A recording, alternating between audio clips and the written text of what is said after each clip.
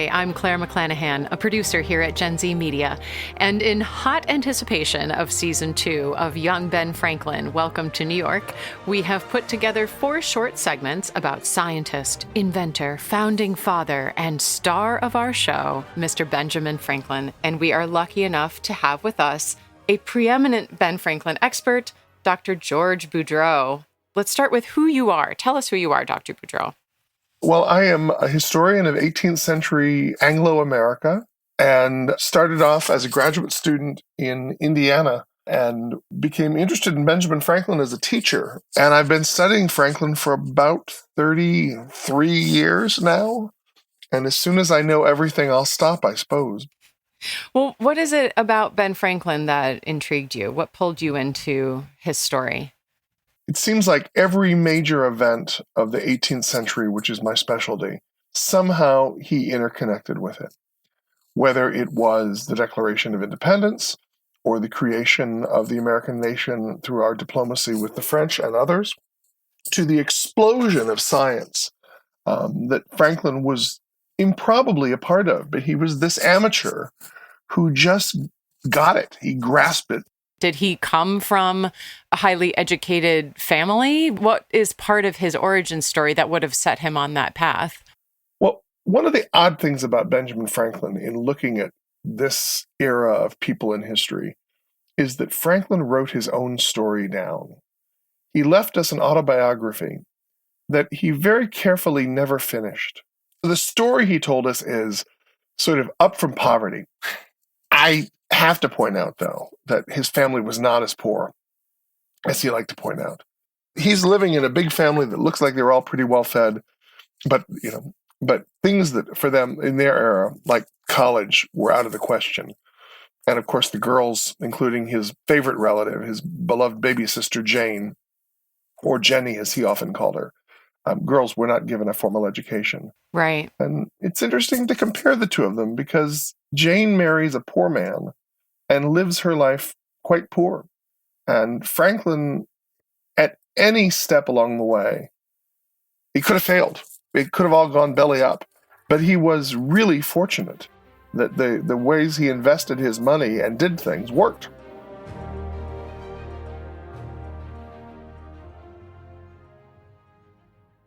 The world is full of inspiring people who've achieved unimaginable feats. Whose Amazing Life is a podcast from Wondery for the whole family that celebrates these one-in-a-million stories.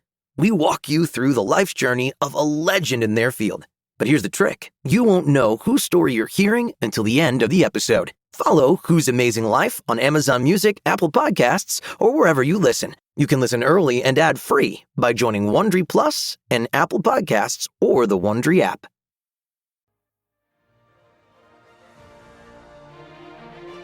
So most of us, when we think of Ben Franklin, we think of this elder statesman, a politician, we think of the kite and electricity. But in our show, we are experiencing him as a young man. What do we know about his childhood years, his teen years, before he left Boston and went to Philadelphia? He was always inquisitive. He was not terribly religious in a society that was still dominated by the Puritan church. I think he might have been the kid who would drive parents nuts, or in a classroom, he might have been the one doing his own science experiment in the back of the classroom when everybody else was studying English at that hour. Getting him to focus must have been quite challenging. He was athletic, and most people don't acknowledge that.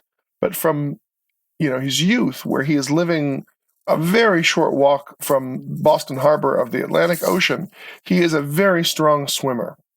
And I think if we were to see him, if you were to watch him walking down the street, he probably would look to you like the captain of the college swim team. He would have had a very strong upper body, strong legs. We know once he got to London, he was swimming in hour-long swims up and down the River Thames, which I've got to tell you from what we know about the dirtiness of the river back then, I can't imagine getting into it, but he did. But he was a strong swimmer. He also, from the time he becomes a printer's apprentice, you could almost tell a printer by his body because it gave you kind of a weirdly shaped body. It gave you extraordinarily strong arm strength because you were having to pull the press, literally, to press the paper into the inked metal type. You developed these big upper arms and forearms, and very likely a very strong, broad back.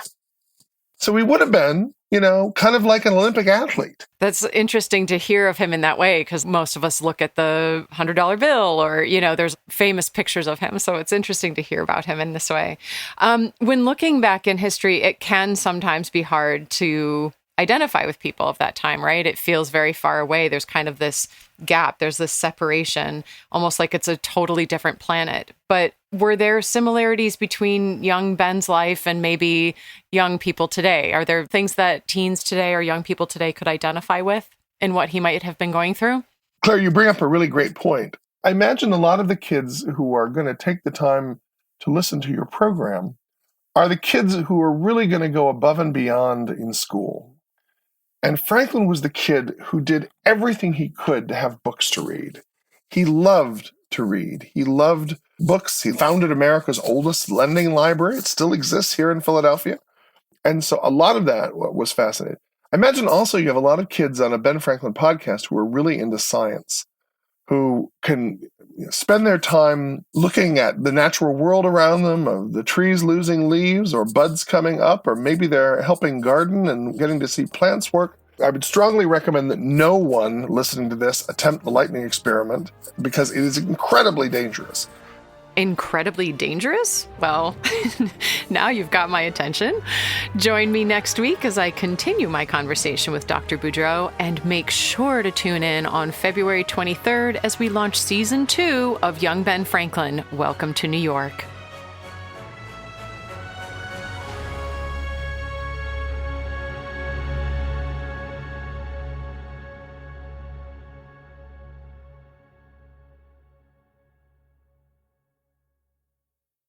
Hey, Prime members, listen to Young Ben Franklin, ad-free on Amazon Music. Download the Amazon Music app today. Or you can listen ad-free with Wondery Plus Kids and Apple Podcasts. Grown-ups, before you go, tell us about yourself by completing a short survey at Wondery.com/survey.